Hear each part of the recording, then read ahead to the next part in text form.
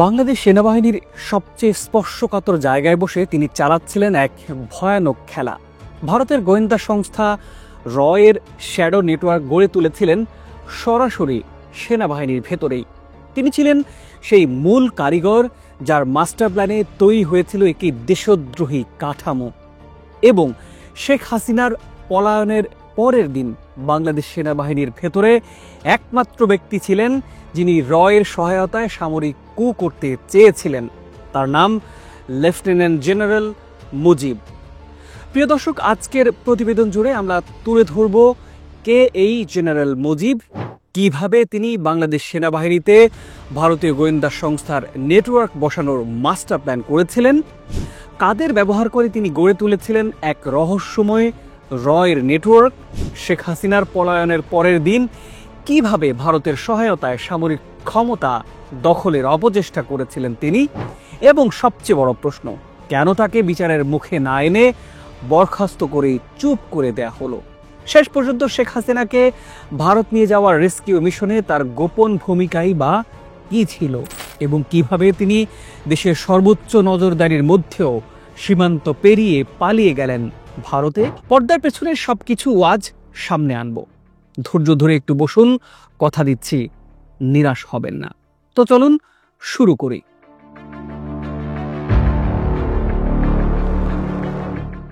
আমরা শুরুতেই জেনে নেই কে এই জেনারেল মুজিব। হাসিনার খুব বিশ্বস্ত এবং আস্থাভাজন সেনা কর্মকর্তা ছিলেন lieutenant general Mujibur Rahman. Arm forces এবং পুলিশের মধ্যে অনুপ্রবেশের ক্ষেত্রে তিনি এবং জেনারেল তারেক সিদ্দিক ঘনিষ্ঠভাবে জড়িত। জেনারেল মুজিব বাংলাদেশে রয়ের কোঅর্ডিনেটর হিসেবে চিহ্নিত হয়েছেন। বিমান বাহিনীতে রয়ের শ্যাডো রিক্রুটার হিসেবে কাজ করা স্কোয়াড্রন লিডার আবদুল্লাহ ইবনে আলতাফ গ্রেপ্তার হওয়ার পর সামগ্রিক তদন্তে বেরিয়ে আসে সামরিক বাহিনীতে রয়ের নেটওয়ার্ক ও জেনারেল মুজিবের সম্পর্ক। আওয়ামী লীগ ও শেখ হাসিনাকে টানা ক্ষমতায় রাখতে গিয়ে বাংলাদেশের নিরাপত্তা ব্যবস্থাকে হুমকির মধ্যে ফেলে দেন জেনারেল মুজিব ও তার নেটওয়ার্কের সদস্যরা। মুজিবের সহযোগিতায় বিভিন্ন বাহিনীতে রয়টি অবস্থান করে নিয়েছিল। এমনকি আমাদের স্বাধীনতা সার্বভৌমত্বের প্রতীক দেশপ্রেমিক সশস্ত্র বাহিনীকেও দুর্বল করে দেওয়ার ষড়যন্ত্র বাস্তবায়নের অপচেষ্টা চালায় র।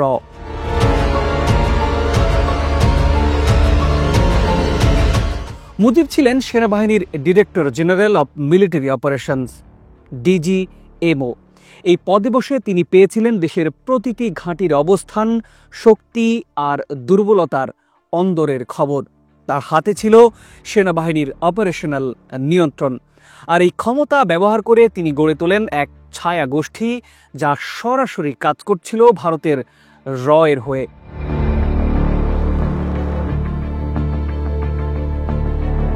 প্রথমে তিনি নিযুক্ত করেন কয়েকজন সামরিক অফিসার যাদের তিনি ব্যক্তিগতভাবে পছন্দ করতেন। এরপর ধীরে ধীরে শুরু হয় এক ভয়ানক প্রতিস্থাপন প্রক্রিয়া। সেনাবাহিনীর কৌশলগত জায়গাগুলোতে বসানো হয় বিশ্বস্ত লোকজন, বিমান বাহিনী ও নৌবাহিনী থেকেও আনা হয় রয়ের ঘনিষ্ঠ অফিসার। তাদের একজন ছিলেন স্কোয়াড্রন লিডার আবদুল্লাহ ইবনে আলতাফ। তিনি সরাসরি রয়ের এজেন্ট হিসেবে ধরা পড়েন। স্কোয়াড্রন লিডার আবদুল্লাহ ইবনে আলতাফ একজন বিমান বাহিনী অফিসার যিনি রয়ের হয়ে কাজ করতেন। তার গ্রেপ্তারের পরেই ফাঁস হয়ে যায় জেনারেল মুজিবই ছিলেন বাংলাদেশে রয়ের অন্যতম সমন্বয়কারী। তিনি শুধু সেনাবাহিনী নয়, পুলিশ, র্যাব এমনকি এসএসএফ এর প্রতিটি জায়গায় বসিয়েছিলেন রয়ের ছায়া নিয়োগ। বলা হয় সশস্ত্র বাহিনীকে দুর্বল করে ফেলার কাজ তিনি আগেই শুরু করেছিলেন।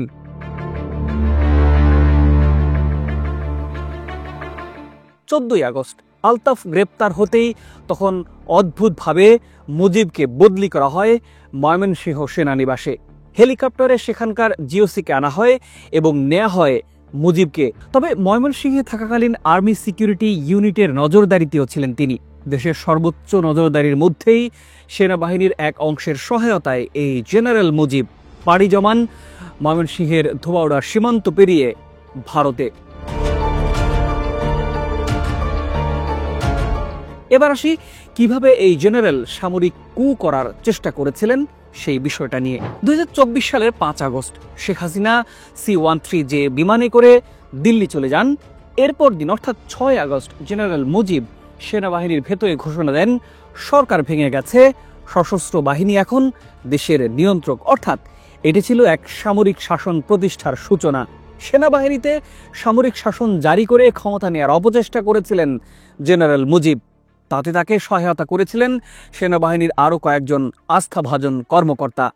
ডিজিএফআই এর তৎকালীন ডিজি মেজর জেনারেল অবসরপ্রাপ্ত হামিদুল হক, এনএসআই এর ডিজি মোহাম্মদ হোসেন আল মোর্শেদ, মেজর জেনারেল বরখাস্ত জিয়াউল আহসান, লেফটেন্যান্ট জেনারেল অবসরপ্রাপ্ত আকবর হোসেন, লেফটেন্যান্ট জেনারেল অবসরপ্রাপ্ত তাবরেজ শামস চৌধুরী, লেফটেন্যান্ট জেনারেল অবসরপ্রাপ্ত মোহাম্মদ শাহিনুল হক ও লেফটেন্যান্ট জেনারেল অবসরপ্রাপ্ত সাইফুল আলম।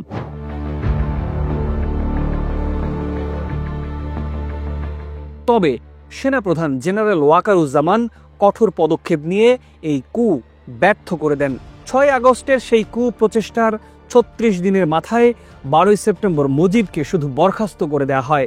আইন অনুযায়ী এমন ঘটনা ঘটলে কোর্ট মার্শাল, তদন্ত কমিটি, এমনকি তাকে ডেজেটার ঘোষণা করার কথা ছিল, কিন্তু তার কিছুই করা হয়নি।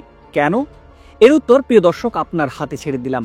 কমেন্টে মন্তব্য করে অবশ্যই জানাবেন।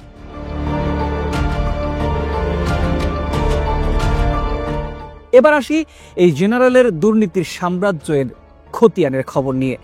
দুদকের তথ্য অনুযায়ী তিনি ও তার স্ত্রী তাসরিন মুজিবের নামে আছে ঢাকায় 34টি ব্যাংক হিসাব, 2টি ফ্ল্যাট, 10টি প্লট, পূর্বাচলে 20 বিঘা জমি, এমনকি নিউ ইয়র্কে 2টি বিলাসবহুল অ্যাপার্টমেন্ট আছে। শেখ হাসিনার সঙ্গে দেখা করিয়ে দেওয়ার নামে তিনি নিতেন মোটা অঙ্কের ঘুষ, ব্যবসায়ীদের কাছ থেকে নিতেন দামি গাড়িও। ব্যারিস্টার সারওয়ার হোসেনের ভাষায় এই দুর্নীতির পরিমাণ 2100 কোটি টাকা। জেনারেল মুজিব বর্তমানে দিল্লিতে আছেন বলে দাবি নিরাপত্তা সূত্রের। তার সঙ্গী মেজর জেনারেল অবসরপ্রাপ্ত আকবর ও সাবেক পুলিশ কর্মকর্তা মনিরুল। তাদের প্ল্যান অন্তর্বর্তী সরকারের পতন ঘটিয়ে শেখ হাসিনাকে বাংলাদেশে আবারও ফেরানো।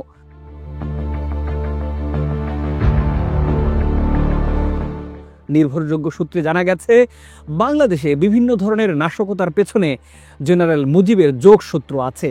দিল্লিতে অবস্থান করা আরেক সেনা কর্মকর্তা মেজর জেনারেল অবসরপ্রাপ্ত আকবর এবং পুলিশ কর্মকর্তা মনিরুলও তার সঙ্গে কাজ করছেন।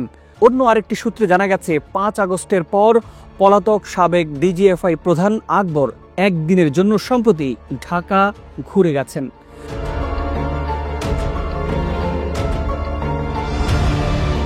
প্রিয় দর্শক, এই একজন মাত্র ব্যক্তি বাংলাদেশ সেনাবাহিনীতে বসিয়েছিলেন ভারতীয় গোয়েন্দা সংস্থা রয়ের শাখা অফিস।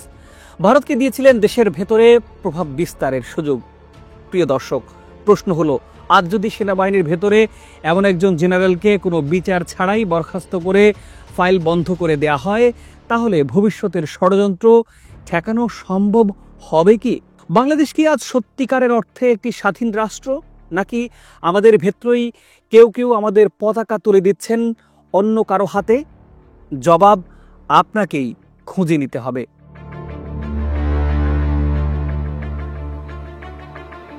এই প্রতিবেদনের তথ্য নেওয়া হয়েছে দৈনিক আমার দেশের প্রতিবেদন থেকে, যেটি লিখেছেন সৈয়দ আফদাল আহমেদ। প্রিয় দর্শক, আজ এ পর্যন্তই। মন্তব্য জানতে চাই আপনার।